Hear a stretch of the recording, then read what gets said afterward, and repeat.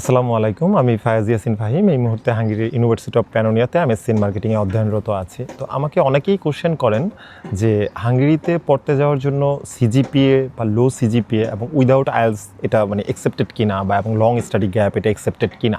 আমি আপনাদের উদ্দেশ্যে বলতে চাই প্রত্যেকটা কোশ্চেনের অ্যান্সার আমি আপনাকে এই পুরো ভিডিওতে বিস্তারিতভাবে দেওয়ার চেষ্টা করব, যাতে আপনাদের এই কনফিউশনটা না থাকে যে হাঙ্গেরিতে স্টাডি করতে যাওয়ার জন্য কি আইএলটিএসের স্কোর অনেক বেশি ভালো থাকতে হয়, বা জাতীয় বিশ্ববিদ্যালয় থেকে পড়াশোনা করে কি হাঙ্গেরিতে পড়াশোনা করতে যাওয়া যায় না, বা এই যত কনফিউশনগুলো আছে আমি এটা সম্পূর্ণভাবে আপনাদেরকে ক্লিয়ার করার ট্রাই করব।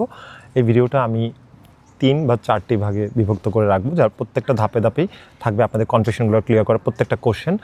প্রথমে আমি আসি আর কি যে লো সিজিপিএ, যাদের একাডেমিক সিজিপিএতে একটু কম থাকে বা যারা একটু সিজিপিএ নিয়ে খুব বেশি কনফিউশন থাকেন যে আমার আসলে ব্যাচেলর সিজিপিএ কম ছিল, আমার হচ্ছে এইচএসসিতে সিজিপিএ একটু কম ছিল, আমি কি হাঙ্গেরিতে পড়তে যেতে পারবো? জি, আপনি পারবেন। কেন পারবেন এটার একটা এক্সাম্পল দিই। আমি জাতীয় বিশ্ববিদ্যালয়ের স্টুডেন্ট ছিলাম, আমার সিজিপিএ ছিল খুবই কম, 2.58 ছিল আমার সিজিপিএ, এবং আমার কিন্তু কোনো আইএলস ছিল না। তাহলে আমি কীভাবে স্টাডি করতে মানে আসতে পারলাম আর কি হাঙ্গেরিতে? তার ধাপটা কীভাবে ছিল?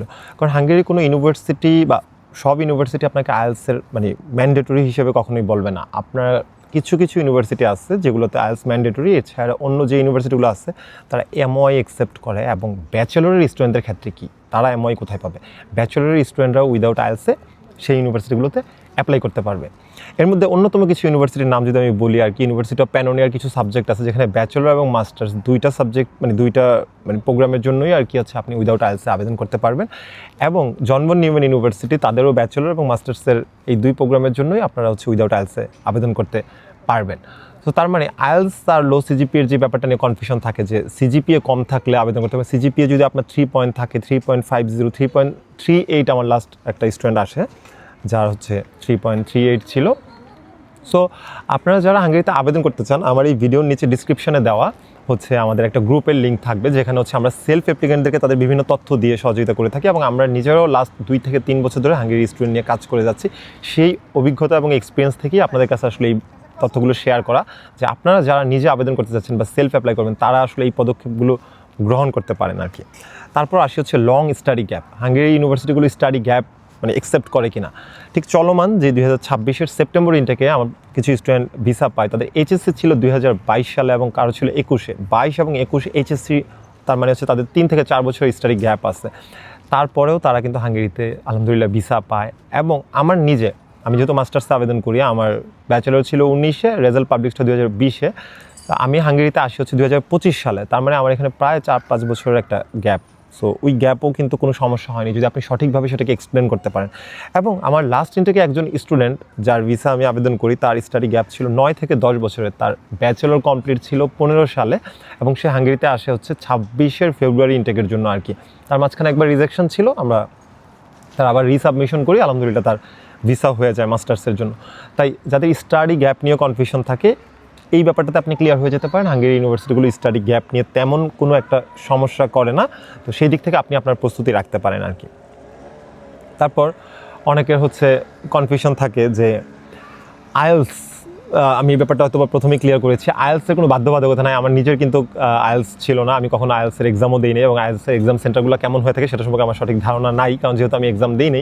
আর আমার কাছে এটা মনে হয়েছিল যদি আমার আইএলস দিতেই হয় তাহলে আমি হাঙ্গেরিতে আবেদন করবো না, আমি তখন অন্য দেশে আবেদন করবো, কারণ হাঙ্গেরিতে যদি যেতে হয় তাহলে সেটা আমি উইদাউট আইএলসই যাবো, এটা আমার মানে টার্গেট ছিল। সো আপনাদেরও এরকম থাকতে হবে, এরকম কোনো বাধ্যবাধকতা নেই, আপনাদের নিজের ইচ্ছারও ব্যাপার থাকতে পারে। তাহলে আইএলস ছাড়া কীভাবে একটা কান্ট্রি বা একটা ইউনিভার্সিটি আসলে ভিসা বা অফার লেটার দিয়ে থাকে? হাঙ্গেরি ইউনিভার্সিটিগুলো অনলাইন ইন্টারভিউ নিয়ে থাকে, তাই আপনার অনলাইন ইন্টারভিউতে আপনার স্পিকিং মোটামুটি ভালো হতে হবে, এবং এম্বাসিতে একটা 5 থেকে 10 মিনিট একটা ইন্টারভিউ হয়ে থাকে, সেখানেও আপনাকে মোটামুটি একটু হলেও ভালো পারফরমেন্স করতে হবে স্পিকিংয়ের দিক থেকে। আচ্ছা, তারপর আসি হচ্ছে জাতীয় বিশ্ববিদ্যালয় থেকে যারা হচ্ছে হাঙ্গেরির জন্য আবেদন করতে চায়, এই কনফিউশনটা যাদের থাকে, জাতীয় বিশ্ববিদ্যালয় থেকে হাঙ্গেরিতে আবেদন করাটা বা জাতীয় বিশ্ববিদ্যালয় থেকে অ্যাব্রোড নিয়ে প্রস্তুতি নেওয়াটা কেমন, মানে আপনারা মানে আমি মনে করি আর কি, আমি নিজে জাতীয় বিশ্ববিদ্যালয়ের স্টুডেন্ট ছিলাম এবং খুব লো সিজিপি একটা স্টুডেন্ট ছিলাম, আমি স্টুডেন্ট হিসেবে খুব ভালো ছিলাম না। তো জাতীয় বিশ্ববিদ্যালয় থেকে পড়াশোনা করে অনেকেই ভাবে যে আসলে জাতীয় বিশ্ববিদ্যালয় থেকে হয়তো বা ক্যারিয়ারে কোনো কিছু করা যায় না, বা এরকম একটা ধারণা সবার থাকতে পারে, কিন্তু আপনার এই ধারণাটা ভুল। আপনি জাতীয় বিশ্ববিদ্যালয় থেকে আপনার অনার্স শেষ করা, আর কেউ পাবলিক ইউনিভার্সিটি থেকে আপনার অনার্স শেষ করার অ্যাব্রোডে আসার পরে ইউনিভার্সিটি অফ প্যানোনিয়াতে এমএসসি ইন মার্কেটিংয়ে যে ঢাকা ইউনিভার্সিটির স্টুডেন্ট ছিল, সেও যেই ব্যাঞ্চে ক্লাস করে, আমরা যারা জাতীয় বিশ্ববিদ্যালয় তাদের কিন্তু ব্যাঞ্চ কিন্তু সিমিলার না, তাদের টিউশন ফি কিন্তু সেমই থাকে যারা সেলফ ফান্ডে আসে আর কি। তো সেই ক্ষেত্রে আপনি জাতীয় বিশ্ববিদ্যালয় থেকে পড়ছেন বলে যে আপনার আর কি এই ব্যাপারে একটু ব্যাক পোয়াতে হবে, এরকম কোনো ব্যাপারই না।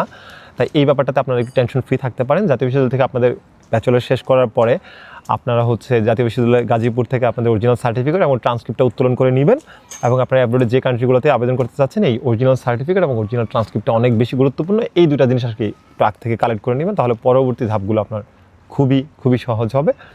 আর যারা নেক্সট ফেব্রুয়ারি ইনটেকের জন্য, ফেব্রুয়ারি 2027-এর জন্য হাঙ্গেরিতে আবেদন করতে চাচ্ছেন, তারা এখনই আপনাদের ডকুমেন্ট প্রস্তুতি নিয়ে ফেলেন, কারণ হচ্ছে সেপ্টেম্বরের 15 তারিখ থেকে কিছু কিছু ইউনিভার্সিটি হচ্ছে অ্যাপ্লিকেশন পোর্টাল ওপেন হয়ে যাবে। তার জন্য আপনারা যারা আবেদন করতে চাচ্ছেন এখন থেকেই যেন আপনারা আপনাদের প্রস্তুতিটা নিয়ে ফেলতে পারেন।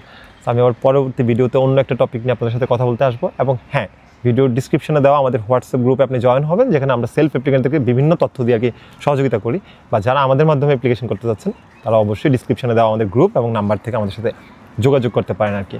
আজকের জন্য এখানেই, অন্য একদিন অন্য একটা ভিডিও নিয়ে কথা হবে। টাটা।